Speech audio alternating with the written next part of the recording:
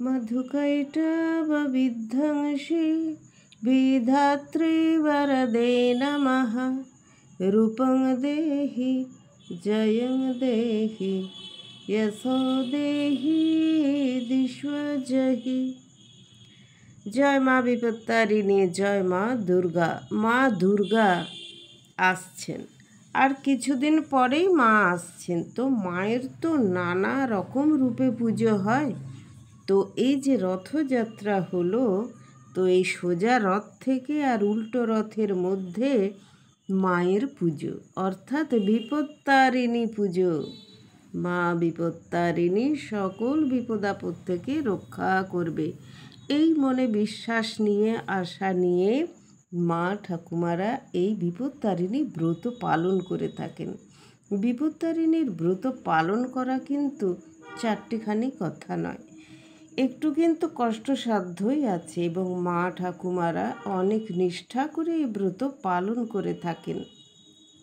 মাকে আহ্বান করে থাকেন মায়ের কাছে সন্তান সন্ততিদের মঙ্গল কামনার্থেই ব্রত পালন করা। আমরা হলাম কৃষি প্রধান দেশ। আমরা শস্য চাষের জন্য মা লক্ষ্মীর কাছে যেমন প্রার্থনা করে থাকি, তেমন সন্তানদের সুসন্তান হবার জন্য তাদেরকে সকল রকম বিপদ আপদ থেকে ভালো রাখার জন্য মা বিপত্তারিণীর ব্রত করে থাকি।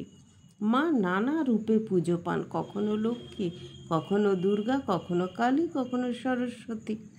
তো এই যে রথযাত্রা হলো মানে মানুষ বলে রথের দড়ি টানলেই মা দুর্গা আসেন।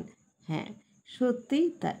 মা তো আসছেন, মা জগন্মাতা, মা পৃথিবীতে আসছেন তার সন্তানদেরকে ভালো রাখার জন্য। তো তার এটাই হলো প্রমাণ যে রথ যেই হলো, সোজা রথ থেকে উল্টো রথের মধ্যে মা বিপত্তারিণীর ব্রত পালন হবে।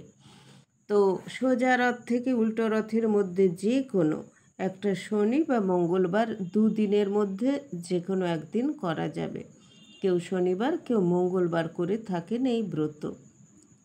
ব্রতীরা কি খান, এই ব্রত পালন করলে কি হয়, এই ব্রত যারা করেন তারা কিভাবে ব্রত পালন করেন, মাকে কি কি দিয়ে পুজো দেওয়া হয়, মায়ের পুজোতে কি কি লাগে, ব্রতীরা কি খাবার খান।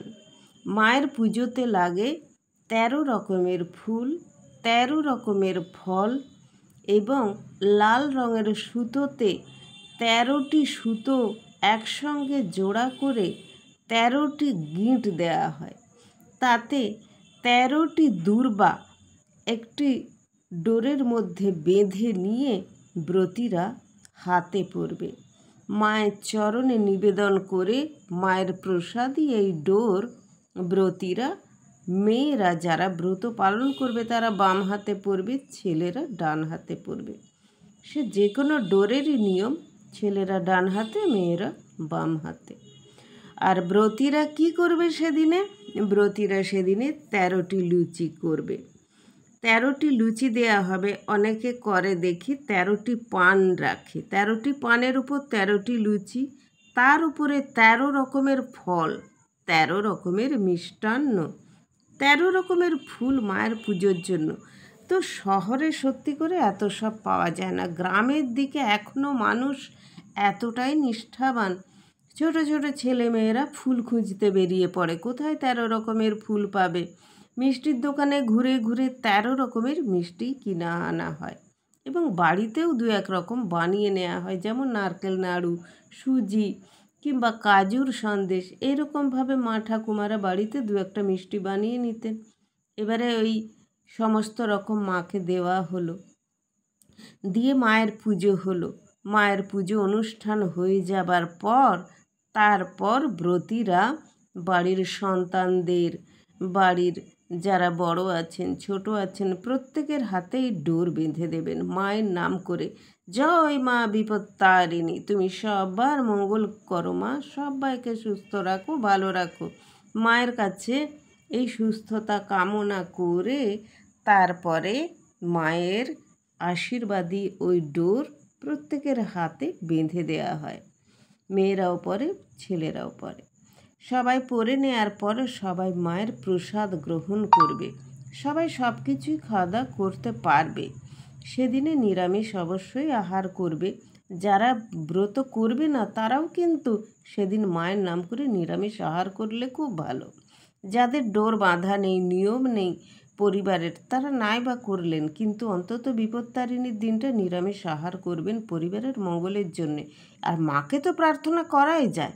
আপনাদের পরিবারে হয়তো নিয়ম নেই, এই ব্রত করার চল নেই, নাই চলুক, কিন্তু মাকে ডাকার জন্য কোনো নিয়ম, দিনক্ষণ, তিথি কিচ্ছু লাগে না।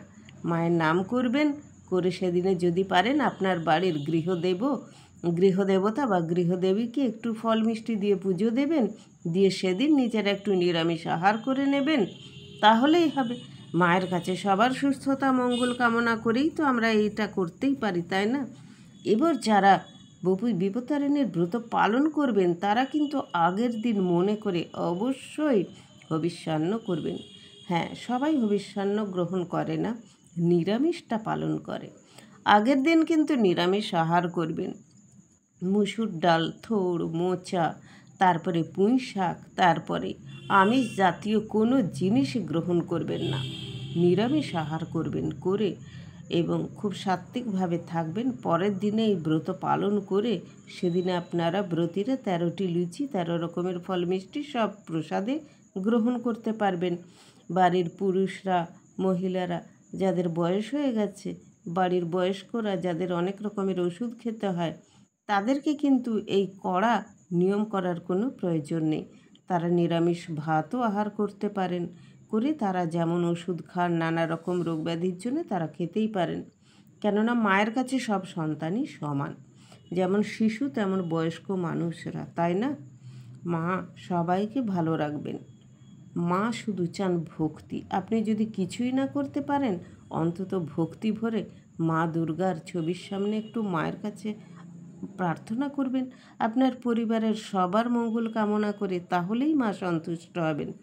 এবারে এইটি করার পরে আপনারা শুদ্ধ চিত্তে, নিষ্ঠা চিত্তে মায়ের এই ডোর হাতে বেঁধে নেবেন, নিয়ে মায়ের যে যতবার পারেন, কেউ যদি পারেন 108 বার মায়ের নাম জপ করবেন, কৃষ্ণের নাম জপ করবেন এবং অবশ্যই হর হর মহাদেব বলবেন। বাড়িতে শিবের পুজো করবেন, কৃষ্ণের পুজো করবেন এবং মায়ের পুজো করে নেবেন। মা সবাইকে ভালো রাখুন, সব্বার মঙ্গল কামনা করে আজকে আমি শেষ করছি। সব্বার মঙ্গল কামনা করছি। সবাই ভালো থাকলে তবেই আমাদের শান্তি। এবং যদি পারেন আপনার বাড়ির আশেপাশে যদি কোনো জীবজন্তু আসে, তাদের কিন্তু খালি হাতে ফেরাবেন না, কিছু খাইয়ে দেবেন। আপনার বাড়িতে যদি কোনো ভিখারি আসে বিপত্তারিণীর দিন, তাকে কিন্তু কিছু না দিয়ে ফিরিয়ে দেবেন না। বলা যায় ভগবান কোন রূপে আসে আপনার বাড়িতে, কিছু অন্তত খাইয়ে দেবেন।